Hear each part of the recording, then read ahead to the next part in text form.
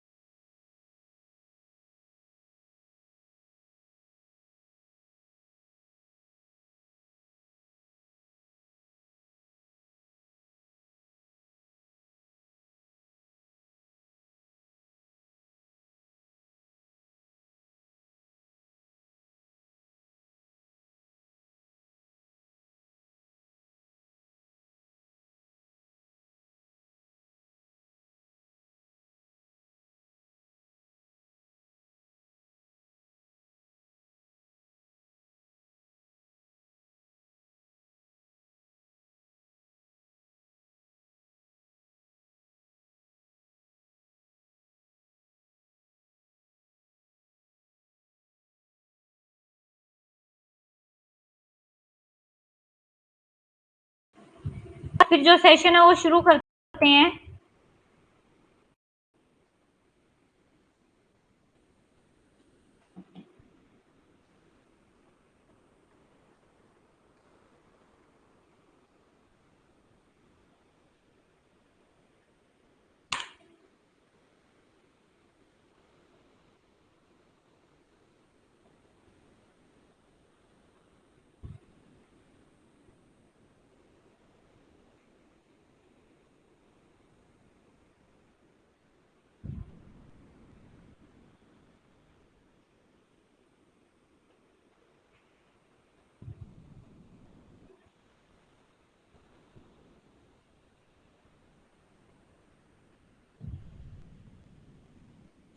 तो कल हमने जो है यहाँ तक पढ़ लिया था,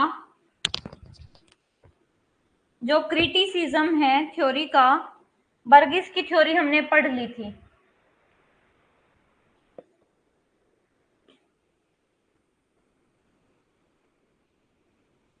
अब बर्गिस की थ्योरी के बाद हम जो थ्योरी पढ़ने वाले हैं वो है द सेक्टर थ्योरी।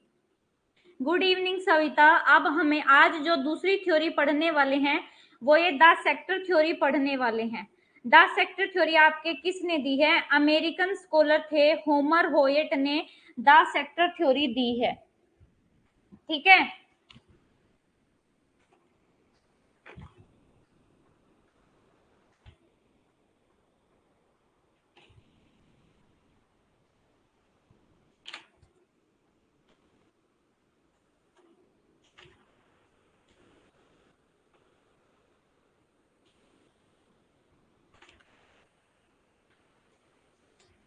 इस सेक्टर थ्योरी को हम जो है वेज थ्योरी भी बोलते हैं।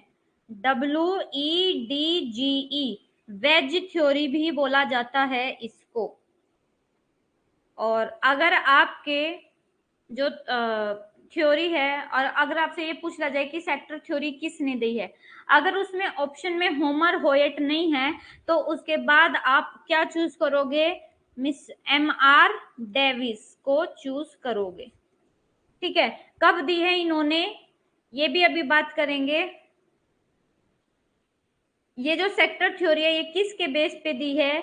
142 अमेरिकन सिटी की स्टडी की, उसके बेस पर इन्होंने ये जो थ्योरी है अपनी थ्योरी दी है। और इनकी जो थ्योरी है वो है एक्सियल ग्रोथ कंसेप्ट पर बेस्ड है। किसके? और ये जो एक्सियल ग्रोथ कंसेप्ट है ये आरी हर्ड का है।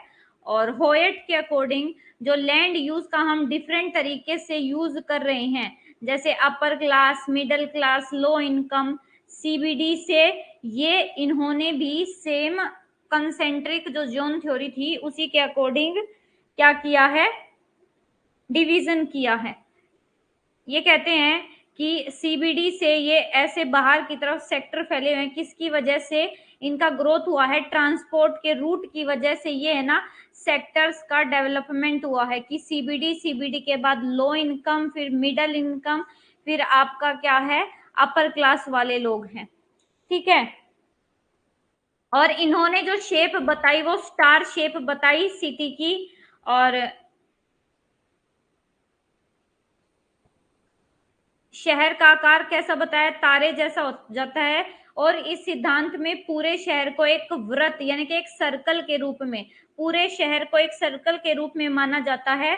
और जो विभिन्न क्षेत्र हैं वो मुख्य सड़कों के साथ शहर के केंद्र से निकलने वाले क्षेत्रों के रूप में विकसित हो रहे हैं। यानी कि ये आपका शहर का केंद्र, और यहाँ पे सड़क विकसित हो गई, यहाँ पे ऐसे विकसित हो गई, ये ऐसे, ठीक है, ऐसे बन गया। और होयट के अनुसार जो आपका लैंड यूज है, कहते हैं जो आपका सिमिलर टाइप का लैंड यूज है, यानी कि सेम तरीके का जो लैंड यूज है वो जो सिटी का सेंटर है उसके पास ज्यादा, और उसके बाद ये फैल जाता है सेक्टर। होयट का जो ओपिनियन है वो ये है कि जो अमेरिका की सिटी है ना वो फैलने वाली है अलग अलग डायरेक्शन में। क्यों? क्योंकि ट्रांसपोर्ट का ओरिजिन होने की वजह से, ठीक है। होयट की थ्योरी याद रखना 1939 में आई है। और होयट की जो सिद्धांत है वो मुख्य रूप से आवासीय भूमि उपयोग की व्याख्या करता है। किसकी व्याख्या करता है? होयट की थ्योरी एक्सप्लेन करती है रेजिडेंशियल लैंड यूज, कि जो रहने वाला लैंड यूज है उसको, उसका कैसे डिवीजन है और उसका कैसे कैसे यूज किया गया है। और जिसमें उसमें भी विशेष जोर दिया गया आपके परिवहन एक्टिविटी पे। और उसके अनुसार शहर का आवासीय क्षेत्र 3 तरह से विकसित किया गया है, वर्टिकल भी, और दूसरा सेंट्रीफ्यूगल, यानी कि बाहर से अंदर की तरफ चारों इधर आ रहे हैं। अब ये देखो, ये डायग्राम आपके लिए जो इम्पोर्टेंट है ना, इसमें ये डायग्राम है, आपको बस ये डायग्राम और ये इसके नाम याद रखने हैं। और एक और इम्पोर्टेंट याद रखना, इनकी जो थ्योरी है ना सेक्टर थ्योरी, इनका कीवर्ड है ट्रैफिक रूट के सहारे। ट्रैफिक रूट्स के सहारे जो डेवलपमेंट हुई है उसके बारे में किसने बताया? आपके होमर होयट ने बताया, ठीक है। अब सबसे पहला आपका एरिया क्या है? ये है आपका सीबीडी। सीबीडी मैंने कल ही बताया था क्या होता है। सीबीडी के बाद जो आपका एरिया आता है वो आता है फैक्ट्रीज या इंडस्ट्रीज। ये वाला जो एरिया है ये आपका क्या है? फैक्ट्रीज है यहाँ पे और इंडस्ट्रीज है। फिर आपका है लो क्लास रेजिडेंशियल, ये यहाँ पे ये जो डार्क ग्रीन सा दिख रहा है यहाँ पे सेंटर के पास ही आपके जो लो इनकम वाले पीपल है वो रहते हैं, जैसे सब्जी बेचने वाले या इन इंडस्ट्री में काम करने वाले। उसके बाद यहाँ पे ये जो येलो से दिख रहा है ये आपके मिडिल क्लास पीपल हैं, और हाई क्लास रेजिडेंशियल्स ये हैं, ठीक है। तो इनका जो ऑर्डर आपको याद रखना है, सबसे पहले सीबीडी, सीबीडी के बाद फैक्ट्री या इंडस्ट्री, फिर low class residential, middle class residential और हाई क्लास रेजिडेंशियल। इनके नाम मैंने आगे लिख रखे हैं। इन्होंने क्या है 5 तरीके के लैंड यूज बताते हैं। सबसे पहले सीबीडी यानी कि कमर्शियल कोर या फिर सेंट्रल बिजनेस डिस्ट्रिक्ट। सेकंड है wholesale trade and light manufacturing, इसकी जगह इंडस्ट्री या फैक्ट्री भी हो सकता है। फिर थर्ड है low class residential, middle class residential और हाई क्लास रेजिडेंशियल, ठीक है। उसके बाद कहते हैं कि होयट के जो आलोचक थे वोल्टर फायरी 1947 में, वो महत्वपूर्ण है जिन्होंने कुछ है ना मौलिक बातें उठाई। जो ये होयट ने अपना मॉडल दिया था ना उसके खिलाफ जो क्रिटिसिज्म जिसने क्या, वो थे आपके वोल्टर फायरी। इंग्लिश में भी देख लो, Walter Firey is important who has raised certain fundamental objection on the basis of his study of the land use of Boston study। ये कहते हैं जो आपके वोल्टर फायरी है ना, वोल्टर फायरी ने बोस्टन सिटी की जब स्टडी की ना तो उन्होंने कुछ जो बेसिक ऑब्जेक्शन है ना इनकी थ्योरी के विरुद्ध में उठाए। और इनके अकॉर्डिंग जो सेक्टर थ्योरी है, जो सेक्टर थ्योरी में जो आपका पैटर्न है सेक्टर का, वो बहुत ज्यादा इन्फ्लुएंस होता है किससे? By the ground surface and drainage pattern. Ground surface और ड्रेनेज पैटर्न से जो एक मिनट, जो पैटर्न है वो ग्राउंड सरफेस कैसा है, यानी कि आपका पहाड़ है, पर्वत है, उबड़ खाबड़ एरिया है, या फिर आपका ड्रेनेज पैटर्न कैसा है, इससे प्रभावित होता है। तो ये कहते हैं इनकी थ्योरी में no proper importance has been given to the cultural and social factor. Homer Hoyt ने अपनी थ्योरी में कल्चरल और सोशल फैक्टर को कोई इंपोर्टेंस नहीं दी है लैंड यूज को डिटरमाइन करने में। ठीक है, तो ये है आपकी होमर होयट की थ्योरी। होमर होयट की थ्योरी में कुछ भी मुश्किल नहीं है। आगे समझ में होमर होयट की थ्योरी आपको?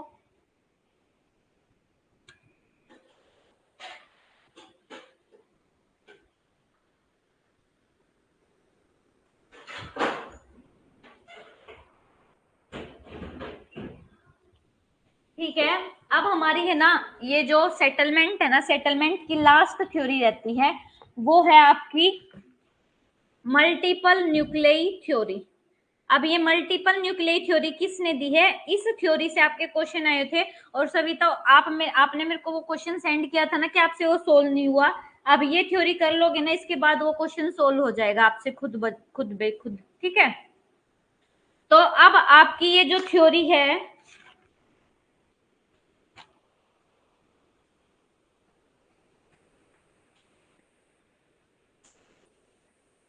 मल्टीपल न्यूक्लियई थ्योरी, मल्टीपल न्यूक्लियई थ्योरी आपके किसने दी है? मल्टीपल न्यूक्लियई थ्योरी दी है आपके सीडी हैरिस और उलमान ने। उलमान और हैरिस का नाम याद रखना। EL उलमान और सीडी हैरिस ने ये आपकी थ्योरी दी है 1945 में।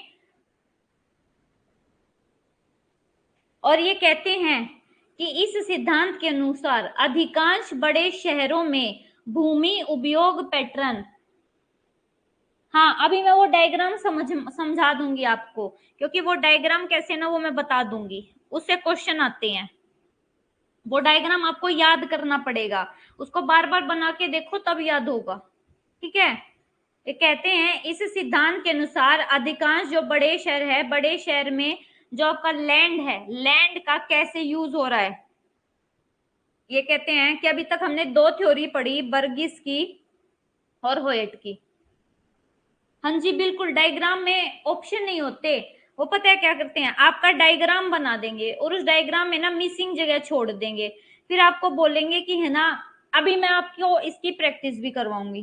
ठीक है, आपको ये दे देंगे और आपको बोलेंगे कि है ना इनमें से कौन सा मिसिंग है, जो मिसिंग है ना उसके नाम दे दिए जाएंगे, फिर आपको है ना वो क्या करके लगाने हैं, ए पे कौन सा है पहले उसका नाम, बी पे कौन सा उसका नाम, सी पे कौन सा उसका नाम, और डी पे कौन सा मिसिंग है उसका नाम, और फिर आपको ऑप्शन के अकॉर्डिंग वो चूज करना पड़ेगा। तो इस थ्योरी में कहते हैं कि अभी तक है ना हमने दो थ्योरी पढ़ ली सेटलमेंट की, एक है आपका बर्गिस और की थ्योरी और एक है आपका होमर होइट की। दोनों ने सिर्फ एक सेंटर, एक सीबीडी की बात करी। ठीक है, लेकिन इसमें एक केंद्र के बजाय कई अलग अलग केंद्र थे जो आसपास विकसित हो जाते हैं। ठीक है, और शहर में इन नाभिकों के, या नाभिक क्या होते हैं, सेंटर के आसपास संबंधित भूमि उपयोग का एक क्या हो जाता है, ये कहते हैं क्लस्टरिंग, यानी कि इकट्ठा हो जाता है। और ये जो पैटर्न है ये लार्जली किस पे डिटरमाइन करता है बेटे, ये करता है यूनिक फैक्टर पे, जो अलग अलग फैक्टर हैं, साइट कैसी है और हिस्ट्री कैसी है उस प्लेस की।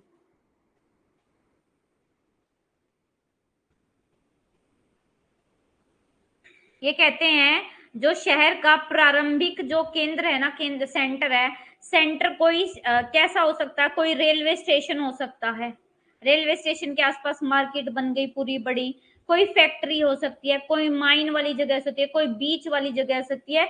तो ऐसे आपके शुरुआत में एक सेंटर की शुरुआत होती है और इस प्रकार से आपका पूरा एक सिटी का डेवलपमेंट हो जाता है। अब आपको ये मल्टीपल न्यूक्लियस जो मॉडल है, इसके ये जो 9 एरिया है, इनको याद रखना है क्योंकि आपसे एग्जाम में यही पूछा जाता है। सबसे पहला आपका एरिया क्या है, ये इस तरीके से भी डायग्राम दिया जा सकता है, इस तरीके से भी डायग्राम दिया जा सकता है। मोस्टली जो डायग्राम दिया जाता है ना, वो इस तरीके से दिया जाता है। तो सबसे पहले आपका ये वाला जो एरिया है, ये एक है, इसको बोला जाता है सीबीडी। ये याद रख लो यहीं पे कि ये सीबीडी है। सीबीडी के बाद ये है 2 पे कौन सा है आपका, होलसेल लाइट मैन्युफैक्चरिंग। फिर है आपका 3 पे है आपके ये लो क्लास रेजिडेंशियल, ये इसको कट कर दो, ये अभी यहाँ पे नहीं है। ये 1, ये आपका 2, ये आपका 3 पे क्या है, लो क्लास रेजिडेंशियल। फिर है आपका 4 पे मीडियम क्लास रेजिडेंशियल। फिर है ये आपका 5 हाई क्लास रेजिडेंशियल।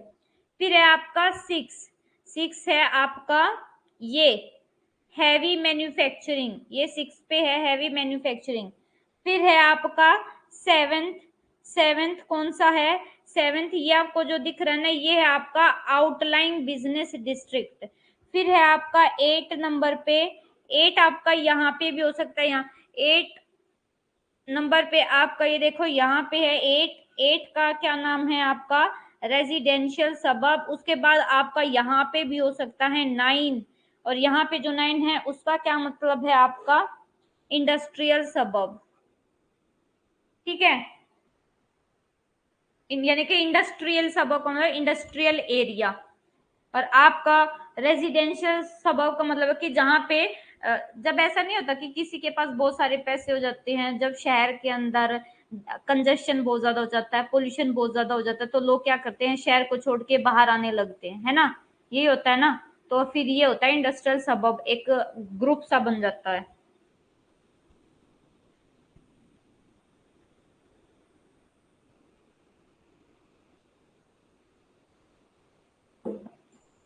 इसके नाम मैंने नहीं लिख के दे रखे, इसके नाम लिख लो बेटे एक बार, क्योंकि ये वाला जो डायग्राम है ना, इसमें लाइन वाइज नहीं है, इसमें क्या है, सीबीडी, ये पहला है सीबीडी।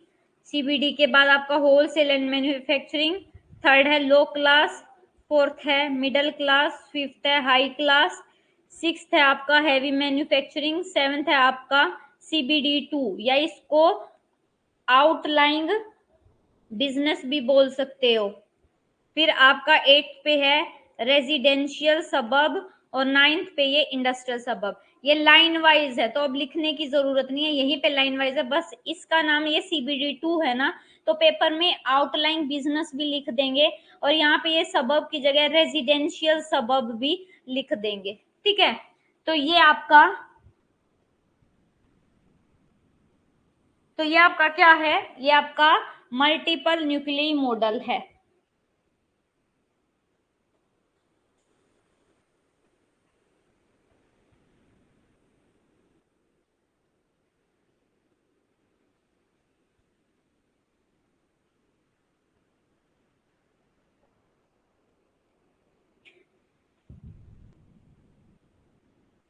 नहीं, सबब बेटे कोई ग्रुप नहीं होता, सबब का मतलब होता है एक उपनगर, यानी कि एक तो सेंटर हो गया, सेंटर से एक अलग सेंटर जो होता है उसको बोला जाता है उप सेंटर। यानी कि देखो, एक हम कहीं पे भी रहते हैं, जैसे एक तो हो गया दिल्ली। अब दिल्ली में भी ना बहुत सारे आपके सेंटर है, जैसे चावड़ी बाजार है, चोर बाजार है आपका, और भी है, और क्या ले सकते हैं हम यहाँ पे, मतलब चांदनी चौक है। तो ये दिल्ली तो मेन सेंटर हो गया, और ये सारे क्या है, सब सेंटर। तो सबब का मतलब होता है उपनगर।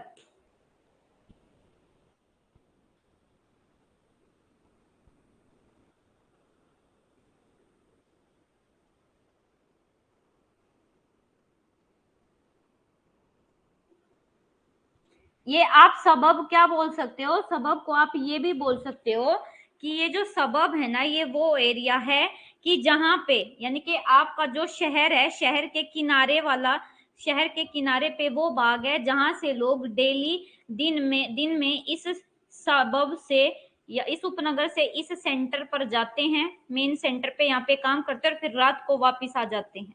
ये भी बोल सकते हो, उपनगर होता है, इसको हिंदी में उपनगर बोलते हैं। सिटी का आउटलाइन पार्ट होता है। ठीक है, तो ये थ्योरी आप लोगों को समझ में आ गई।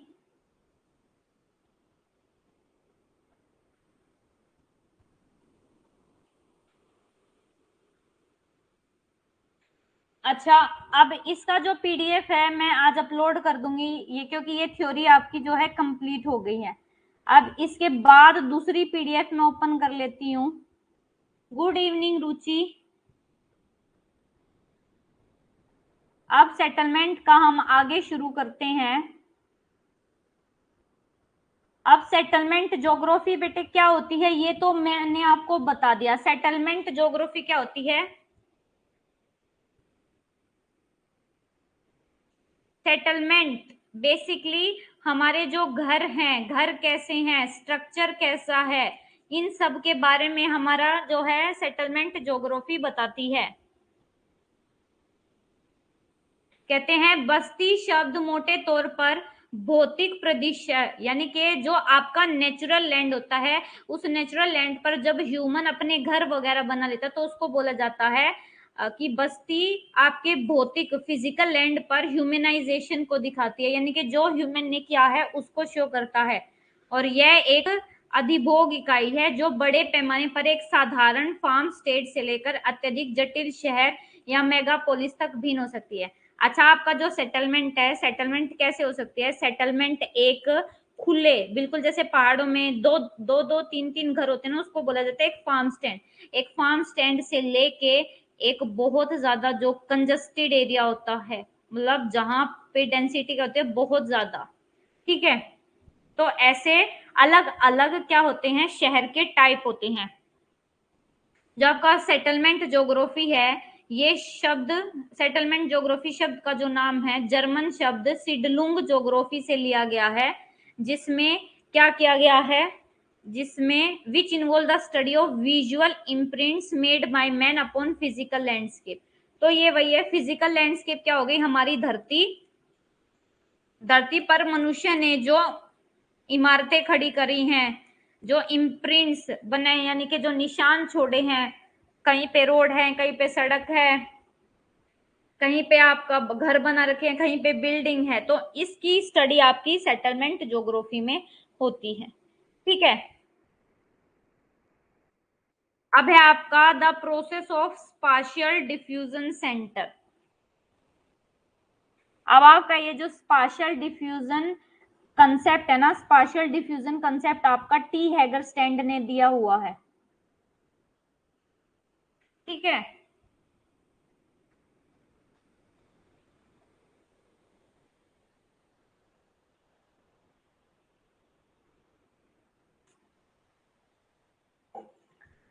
हिंदी में देख लो। स्थानिक प्रसार केंद्रों की प्रक्रिया प्रारंभिक शुरुआत के केंद्र से रेडियल, रेडियल कैसे होता है, ऐसे रेडियल प्रसार की धारणा के इर्द गिर्द घूमती है।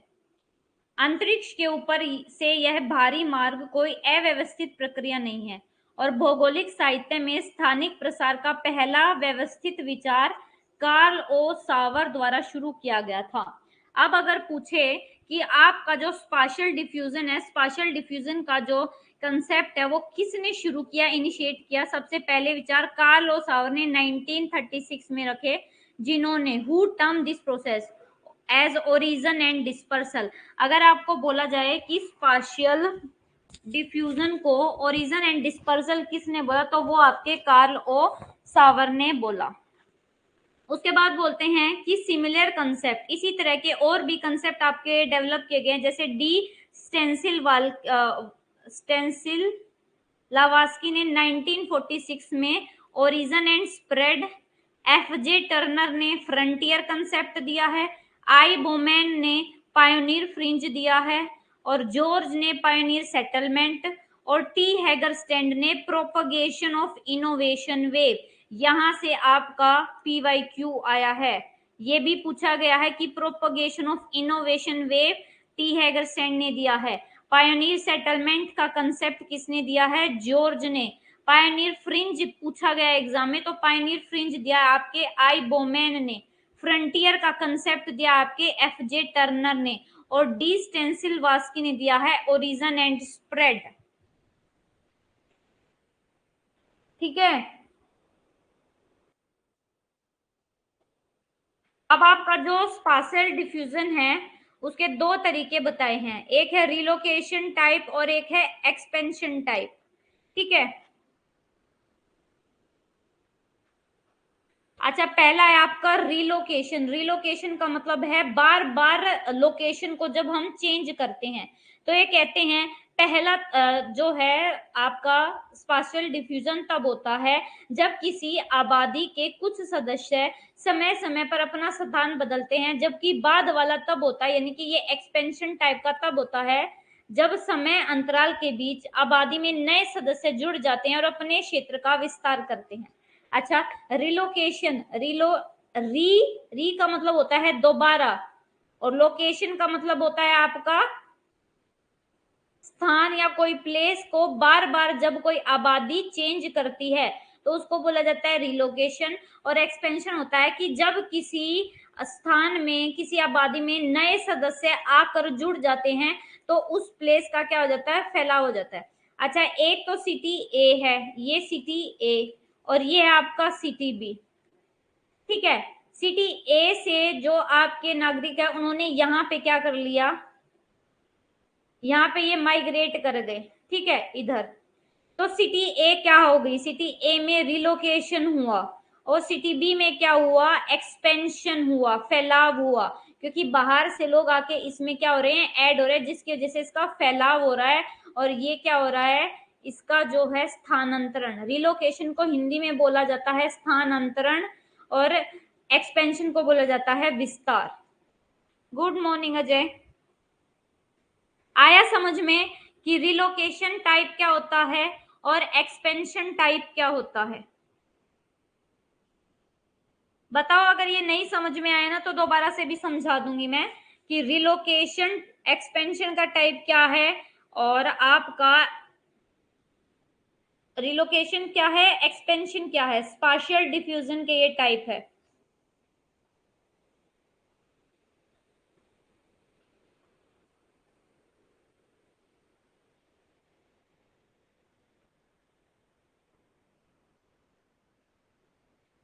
करती हूँ रिपीट अभी अजय। हम है ना स्पाशियल डिफ्यूजन के टाइप पढ़ रहे हैं। इससे पहले मैंने बताया कि स्पाशियल डिफ्यूजन किस किसने दिया है, किस किसने इस कंसेप्ट का नाम क्या क्या रखा है। ये आप क्लास, जब रिकॉर्डेड क्लास देखो ना तो तब समझ लेना कि स्पाशियल डिफ्यूजन के क्या नाम है। आप यहाँ पे है ना स्पाशियल डिफ्यूजन के दो टाइप है, एक है रिलोकेशन टाइप और एक है एक्सपेंशन टाइप। अब ये रिलोकेशन का मतलब होता है स्थानांतरण, स्थानांतरण, और एक्सपेंशन का मतलब होता है विस्तार। अच्छा, ये जो पहला है ना रिलोकेशन, ये तब होता है कि जब कोई, ये प्लेस ए है और ये प्लेस बी, इस प्लेस ए से आपकी कुछ आबादी प्लेस बी की तरफ चली जाती है। ठीक है, तो ये क्या होता है? यहां से चली गई ना, तो यहाँ पे क्या हुआ? रिलोकेशन, स्थानांतरण हो गया यहाँ से। और दूसरा है एक्सपेंशन, जब ए से बी में आपकी नई आबादी चली गई, यहाँ पे कुछ और सदस्य ऐड हो गए। मान लो पहले यहाँ पे पॉपुलेशन थी 990, लेकिन अब 100 बंदे और आ गए, तो कितनी हो गई? 1090 जो पॉपुलेशन है वो हो गई। तो इस बी जो सेंटर है, बी सेंटर का फैलाव हो गया और इसमें जो है स्थानांतरण हो गया। ठीक है, तो ये कहते हैं पहला तब होता है जब किसी आबादी के कुछ सदस्य समय समय पर अपना स्थान बदलते हैं, जबकि बाद वाला तब होता है जब कुछ समय अंतराल के बीच आबादी में नए सदस्य जुड़ जाते हैं और अपने क्षेत्र का विस्तार, विस्तार यानी कि उसको बड़ा कर देते हैं, उसको फैला देते हैं। ये है आपके स्पाशियल डिफ्यूजन के दो टाइप। आ गई अब समझ में?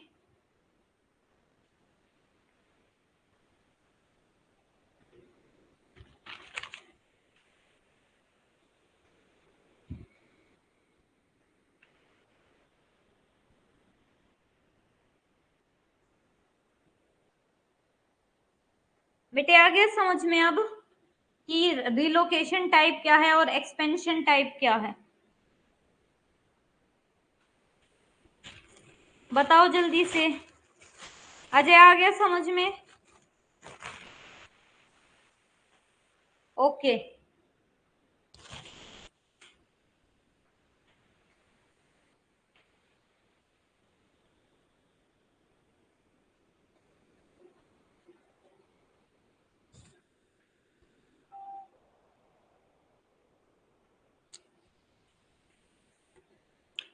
ये कहते हैं एक्सपेंशन टाइप ऑफ जो डिफ्यूजन है ना, वो आपका एप्रोप्रिएट यानी कि उपयुक्त है सेटलमेंट की ग्रोथ, यानी कि वृद्धि, और स्प्रेड यानी कि फैलाव में।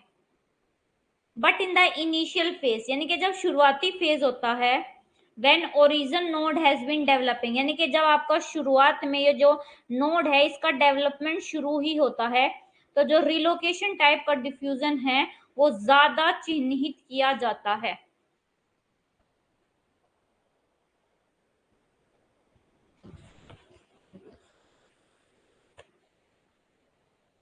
जो आपका ये एक्सपेंशन टाइप का डिफ्यूजन है ये तब सुटेबल रहता है सेटलमेंट की ग्रोथ और स्प्रेड के लिए,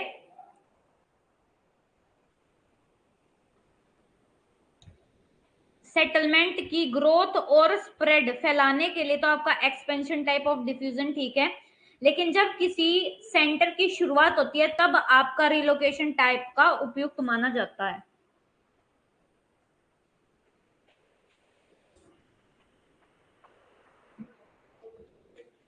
आप देखो ये सबसे इंपॉर्टेंट है, यहां से क्वेश्चन आया हुआ है। ये कहते हैं कि जो मोस्ट इंपॉर्टेंट कंट्रीब्यूशन है स्पाशियल डिफ्यूजन में वो है आपका हैगर स्टैंड। तो अगर आपसे पेपर में खाली ये पूछा जाए ना स्पाशियल डिफ्यूजन, तो स्पाशियल डिफ्यूजन से रिलेटेड है आपके टी हैगर स्टैंड, ये क्वेश्चन आया हुआ है।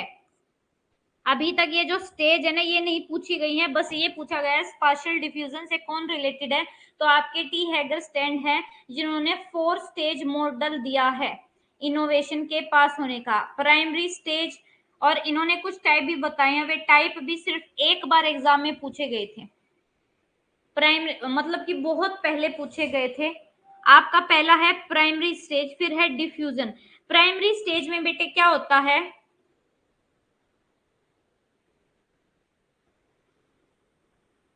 मतलब इसमें अभी है ना जो ये है नोड, इसमें अभी मूवमेंट शुरू होती है, यहां से अभी क्या है स्थानांतरण शुरू होता है। फिर आपका क्या है डिफ्यूजन का, स्पाशियल डिफ्यूजन का मतलब ही क्या है, ये आपका सोशल ज्योग्राफी का कंसेप्ट है, टी हैगर स्टैंड ने दिया है। स्पाशियल डिफ्यूजन का मतलब होता है कि जब हम एक ये प्लेस ए ये प्लेस बी, इस प्लेस को छोड़ के इस प्लेस में चले जाते हैं तो ये क्या हो जाता है डिफ्यूजन हो जाता है, मिलाव हो जाता है। ठीक है, ये होता है स्पाशियल डिफ्यूजन। तो सबसे पहली स्टेज है ये क्या है, प्राइमरी स्टेज में अभी ओरिजन और इवोल्यूशन होता है एग्लोमेरेशन का यानी कि आपके ये सेंटर का। फिर है आपका डिफ्यूजन स्टेज। अब ये डिफ्यूजन स्टेज में क्या होता है सेंट्रीफ्यूगल टेंडेंसी का मतलब है कि बाहर से और बाहर वाले सेंटर से लोग इस सेंटर की तरफ क्या आने लगते हैं, मूव करने लगते हैं। ठीक है, उसके बाद है कंडेंसेशन स्टेज। ये कहते हैं इसमें जो है ना इक्वल इंक्रीज हुआ है सभी लोकेशन में। और लास्ट में है सेचुरेशन स्टेज। यहाँ पे क्या होता है सेचुरेशन स्टेज में, ये एक सामान्य लेकिन धीमी वृद्धि की जो है आपकी स्टेज है, यानी कि इसमें क्या होता है स्लो चेंज होता है, स्लो इंक्रीज होता है। ठीक है, तो ये 4 स्टेज है, प्राइमरी, डिफ्यूजन, कंडेंसेशन और सेचुरेशन। इनके नाम याद रखना और इनके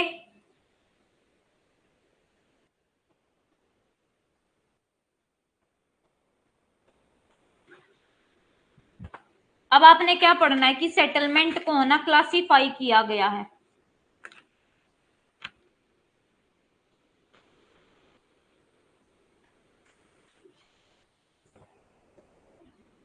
ये सब पढ़ने की जरूरत नहीं है जो मैंने लिखा है आपको।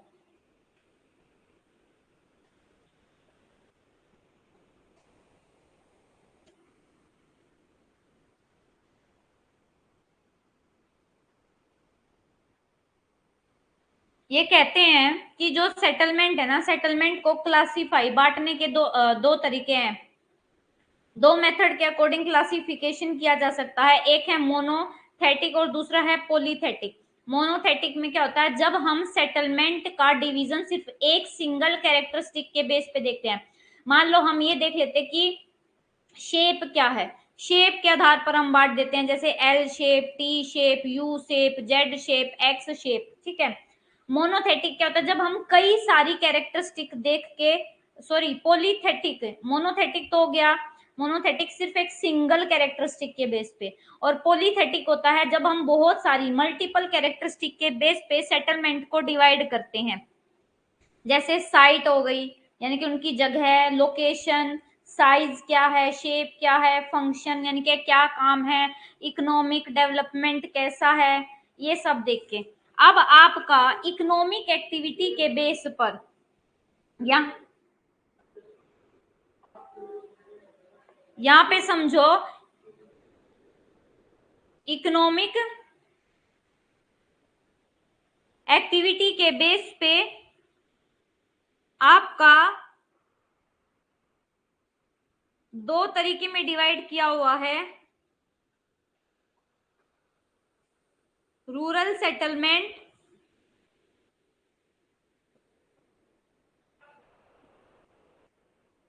और अर्बन सेटलमेंट। रूरल यानी कि गांव और अर्बन यानी कि शहर।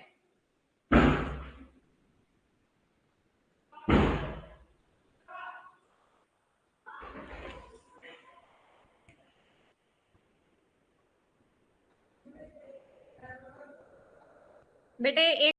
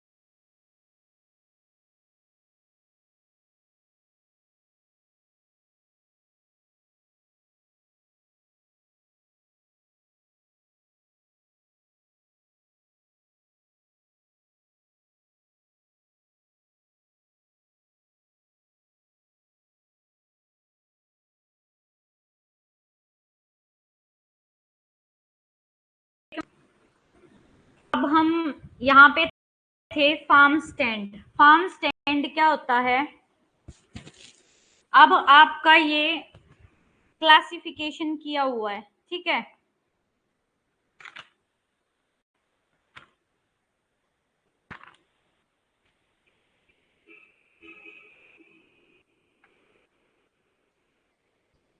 फार्म स्टैंड, फार्म स्टैंड क्या होता है? सबसे जो छोटी स्मॉलेस्ट यूनिट होती है रूरल सेटलमेंट की। इसमें क्या होता है? एक या दो जो है रूम, यह कृषि क्षेत्रों और खलिहानों में स्थित एक या दो कमरे का आवास होता है। यहाँ सिंचाई की सुविधाएं उपलब्ध होती है। जैसे आपका एक रूम और एक किचन हो गया, एक रूम एक किचन, बस बहुत दूरी दूरी पर। ये होते हैं आपके फार्म स्टेड। फार्म स्टेड के बाद होते हैं आपके हेमलेट।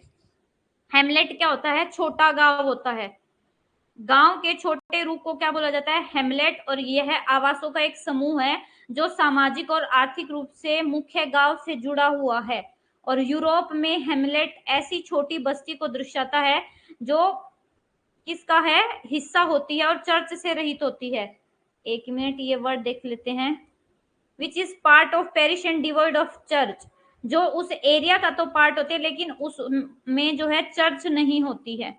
और ऐसे ही जो आपका यूनाइटेड स्टेट है, यूनाइटेड स्टेट में जो हेमलेट है वो क्या है? कलेक्शन। एटलीस्ट आपकी 5 बिल्डिंग होती हैं एक साथ, ठीक है। आधे किलोमीटर में 5 बिल्डिंग एक साथ होती हैं, इसको बोला जाता है आपका हेमलेट। अब हेमलेट के बाद है आपका विलेज। यानी कि विलेज एक, हिंदी में देख लो, गांव एक सुव्यवस्थित बस्ती है जिसके निवासी सामाजिक सांस्कृतिक बंधनों में एक साथ बंधे होते हैं। प्राचीन काल में गांव एक सामूहिक बस्ती थी जिसकी सुरक्षा की जिम्मेदारी गांव प्रधान पर होती थी। तो गांव का तो सबसे बड़ा है। सबसे पहली यूनिट होती है आपकी फार्म स्टेड। फार्म स्टेड के बाद होता है आपका हेमलेट। हेमलेट के बाद होता है आपका विलेज। अब ये कहते हैं कि भारत की जनगणना के अनुसार गांव प्रशासन की सबसे छोटी इकाई है। आपको पता है ना, सबसे पहले क्या होता है आपका? कंट्री। कंट्री के अंदर क्या होती है? स्टेट। स्टेट के अंदर क्या होती है? डिस्ट्रिक्ट। डिस्ट्रिक्ट के बाद क्या होता है? आपके विलेज, ठीक है।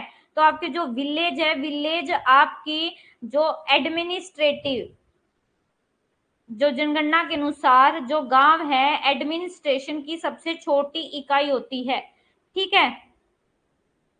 और जिसकी बाउंड्री जो है रेवेन्यू सर्वे या कैडेस्ट्रल सर्वे, ये जो कैडेस्ट्रल मैप है ना, ये ज्योग्राफी में बनाए जाते हैं। अगर कैडेस्ट्रल मैप के बारे में आपने सुना होगा, हम उसमें पढ़ेंगे टेक्निक में, हमारी जब हमारा वो आएगा ना टॉपिक, यूनिट 9 हम पढ़ेंगे, तो उसमें हम पढ़ेंगे कैडेस्ट्रल मैप क्या होते हैं, ठीक है। तो कैडेस्ट्रल सर्वे मेनली हमारे इसी के लिए होते हैं, गांवों के लिए होते हैं।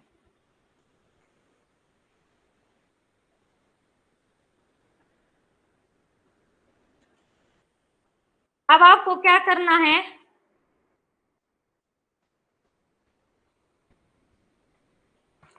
Classification of settlement as central places and service centre, कि सेंट्रल प्लेस और सर्विस सेंटर कौन से होंगे। तो मार्क जेफरसन के वर्ड में 1931 और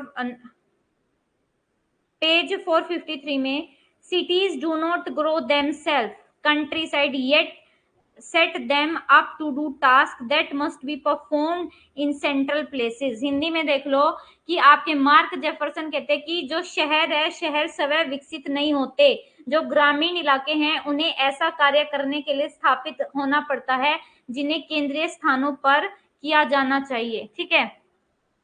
जो आपके केंद्रीय स्थान है, यानी कि आपका ये जो सेंट्रल प्लेस वर्ड है, ये देख लो किसने यूज किया है। Central place word used by Mark Jefferson in 1931, ये पूछा गया है, ठीक है। लेकिन जो ट्रू यूटिलिटी, यानी कि इस पे यूटिलिटी का मतलब है कि इस वर्ड का पूरा यूजफुल तरीके से जो स्टडी करी गई है और फोकस्ड जो स्टडी की है, वो आपकी सेंट्रल प्लेस थ्योरी क्रिस्टोलर की 1933 में, ये मैंने आपको करवा दी है, ठीक है। आपका सेंट्रल प्लेस का कंसेप्ट मार्क जेफरसन ने 1931 में दिया है, जबकि सेंट्रल प्लेस थ्योरी वॉल्टर क्रिस्टोलर ने 1933 में दी है। ये कहते हैं कि ये जो सेंट्रल प्लेस हैं ये हेक्सागोनल शेप में लोकेटेड होते हैं, ये मैंने आपको बताए थे। ठीक है, अपने आसपास के एरिया को क्या करते हैं, सर्विस प्रोवाइड करते हैं, इसलिए आपका जो सेंट्रल एरिया है वो इम्पोर्टेंट होता है, क्योंकि ये सर्विस, अभी जो सर्विस है ना, इनको 7 हियरार्की में डिवाइड किया है, ये याद रखना। 7 हियरार्की, सबसे पहले मार्केट, मार्केट के बाद आपका टाउन, टाउन के बाद काउंटी सीट, काउंटी सीट के बाद डिस्ट्रिक्ट, फिर आपका स्मॉल स्टेट कैपिटल, फिर प्रोविंशियल हेड सिटी, फिर रीजनल कैपिटल। ये 7 में आपका डिवाइड किया हुआ है। ठीक है, आपका जो सेंट्रल एरिया है, सेंट्रल एरिया की इंपॉर्टेंस के और सेवाओं के महत्व के आधार पर जो आपका केंद्रीय स्थान है ना, उसको 7 में विभाजित किया गया है। ये ना, ये ऑर्डर में याद रखना, सबसे पहले मार्केट विलेज, फिर township centre, county seat, district seat, small state capital, provincial head city, regional capital city. ठीक है, अब मैंने आपको जो है क्रिस्टोलर की सेंट्रल प्लेस थ्योरी जो है समझाई थी, और आपकी जो ग्रोथ पोल थ्योरी है ना पेरोक्स की 1955 में, तो उन्होंने भी ये जो सेंट्रल प्लेस है इसके बारे में बताया। ये ग्रोथ पोल क्या होता है, ग्रोथ पोल वो सेंटर होता है जहां से, ये ग्रोथ पोल कौन सा होता है, ये ग्रोथ पोल, ये ग्रोथ पोल क्या होता है कि आसपास के एरिया से यहाँ पे लोग काम करने के लिए आते हैं, यहाँ पे सारी फैसिलिटी होती है, एक तरीके से ये एक सीबीडी एरिया ही होता है। ठीक है, चारों से यहाँ पे सेंट्रीफ्यूगल फोर्स भी काम करता है, और यहाँ से सर्विसेज क्या होती हैं, सर्विसेज सेंट्रीपिटल तरीके से काम करते हैं, यानी कि केंद्र से बाहर की ओर सर्विस प्रोवाइड करती है। अगर मान लो मैं यहाँ पर रहती हूँ और यहाँ पे कोई शॉप है पिज्जा की, तो मैंने पिज्जा ऑर्डर किया, तो पिज्जा यहाँ पे अपनी सर्विस, पिज्जा वाले जो अपनी सर्विस यहाँ पे दे के जाएंगे, या मैंने कुछ और ऑर्डर करना है, तो ये क्या है, आपका सेंट्रीपिटल फोर्स भी है। अब ये जो आपके ग्रोथ सेंटर है ना, इनको 5 मेन हियरार्किकल कैटेगरी में डिवाइड किया हुआ है। Growth pole at national level, सबसे पहला आपका ग्रोथ पोल होता है नेशनल लेवल पे, जैसे आपका हो गया दिल्ली, आपका हो गया मुंबई। उसके बाद रीजनल लेवल पे, यानी कि अब हमारा स्टेट में हो गया, मान लो मैं हरियाणा स्टेट में रहती हूँ, तो यहाँ पे कुछ रीजनल सेंटर होते हैं। रीजनल सेंटर जैसे कि आपका जो स्टेट है, स्टेट का मेन शहर, जैसे आपका चंडीगढ़ हो गया, स्टेट की जो मेन कैपिटल है चंडीगढ़। ठीक है, उसके बाद उसका भी सब रीजनल, अब हरियाणा में और कोई जैसे डिस्ट्रिक्ट हो गए, सोनीपत हो गया, और आपका जो भी और डिस्ट्रिक्ट है वो सारे हो गए। फिर सर्विस सेंटर लो रीजनल लेवल पे, यानी कि आपका जब दो शहरों के बीच में छोटे छोटे शहर, या दो आपके बहुत सारे गांव के बीच में छोटा छोटा एक मार्केट हो जाती है, वो हो सकते हैं। और central village at local level. ठीक है, तो ये वही है, सबसे पहले नेशनल लेवल पे, फिर रीजनल लेवल पे, फिर आपका सब रीजनल लेवल पे, फिर आपका लो रीजनल लेवल पे, और फिर आपका विलेज के लेवल पे। ये आपके ग्रोथ पोल के टाइप हैं। ग्रोथ पोल बेसिकली क्या होता है, एक ऐसा एरिया होता है जहां से आसपास के लोग काम करने के लिए आते हैं, सामान खरीदने के लिए आते हैं, ये एक सीबीडी ही होता है, सीबीडी की तरह ही ये काम करता है। ठीक है, उसके बाद है अब साइज ऑफ सेटलमेंट। जो एवरेज साइज है विलेज का इंडिया में वो 5.13 किलोमीटर स्क्वायर है। ठीक है, और जिसमें एवरेज पॉपुलेशन कितनी है, एवरेज पॉपुलेशन 1301 पर्सन 2011 की सेंसस के अकॉर्डिंग। याद रखना कि एवरेज साइज विलेज में इंडिया में कितना होता है, विलेज का इंडिया में 5.13 किलोमीटर स्क्वायर इतना एरिया होता है, और इसमें कितनी पॉपुलेशन रहती है, 130 पर्सन 2011 के सेंसस के अकॉर्डिंग। और साइज के अकॉर्डिंग जो वेस्ट बंगाल है, वेस्ट बंगाल का देखो 2.21 किलोमीटर स्क्वायर एरिया है, बिहार का 2.1 किलोमीटर है, उत्तर प्रदेश का 2.26 किलोमीटर है। ये सबसे छोटे स्मॉल विलेजेस हैं, यहाँ पे सबसे छोटे स्मॉल विलेजेस मिलते हैं। याद रखना, सबसे पहला आपका वेस्ट बंगाल, वेस्ट बंगाल में 2.21 किलोमीटर स्क्वायर, बिहार में आपका 2.1 किलोमीटर स्क्वायर, और यूपी में आपका 2.26 किलोमीटर स्क्वायर। और अगर आपकी बात की जाए लार्जेस्ट विलेज की, तो लार्जेस्ट विलेज आपके मिलते हैं केरला में। सबसे बड़े जो विलेज हैं वो मिलते हैं केरला में 38.2 किलोमीटर स्क्वायर। फिर आपके जम्मू कश्मीर में 33.9 किलोमीटर स्क्वायर। फिर आपके मिजोरम में 25.4 किलोमीटर स्क्वायर। फिर आपके सिक्किम में 15.7 किलोमीटर स्क्वायर। फिर आपके अरुणाचल प्रदेश में 15.0 किलोमीटर स्क्वायर। उसके बाद आपके अंडमान निकोबार में 14.9 किलोमीटर स्क्वायर और नागालैंड में 11.6 किलोमीटर स्क्वायर। और आपको ये जो है याद रखने हैं कि स्मॉलेस्ट विलेज कहाँ पे मिलते हैं और आपके जो लार्जेस्ट विलेज है वो कहाँ पे मिलते हैं। इनका जो ऑर्डर है याद रखना, सबसे बड़े केरला में, केरला के बाद जम्मू कश्मीर, मिजोरम, सिक्किम, और सबसे छोटे आपके वेस्ट बंगाल, बिहार, यूपी। कम से कम आप लार्जेस्ट में 5 से 6 तो याद कर लेना, ठीक है। और ये जो एरिया है ना, ये मोस्टली ऐसे एरिया जो हिली है यानी कि पहाड़ी, और आपका ऐसा एरिया जो पानी से लगते हैं, जहाँ पे जो इन्वायरमेंट की कैरेक्टरिस्टिक है वो अलग है प्लेन से।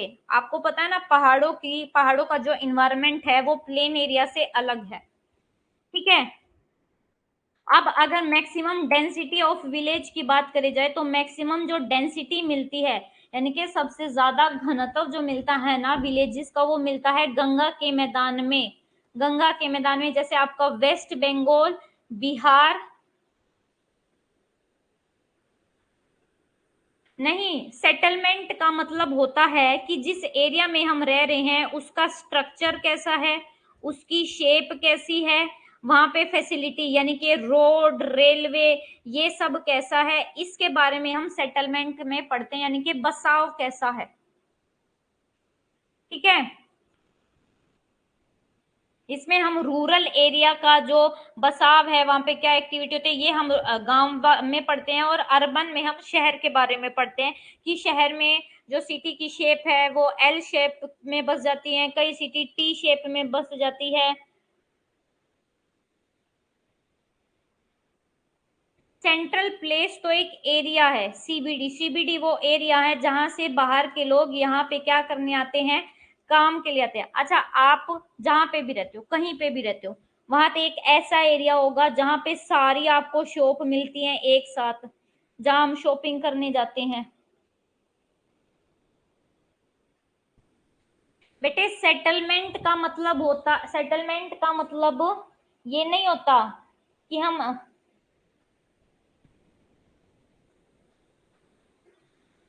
सेटलमेंट का मतलब वो नहीं होता कि सारी प्लेस जहाँ पे फैसिलिटी मिलती है।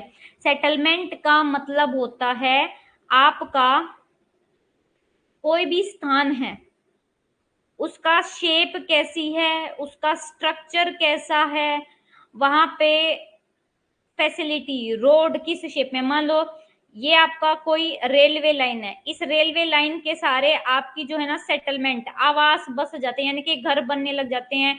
यहाँ पे कोई मार्केट भी बनने लग जाती है। आप देखते हो ना, जहाँ पे रेलवे स्टेशन है वहां आपकी शॉप जो है खुलने लग जाती हैं, डेली मार्केट लगती है, और वहीं आसपास लोग रहने भी लगते हैं। तो ये होता है आपका सेटलमेंट, कि एक जब कोई चीज बन जाती है ना, तो उसके आधार पर वहां पे बहुत सारी फैसिलिटीज आ जाती है।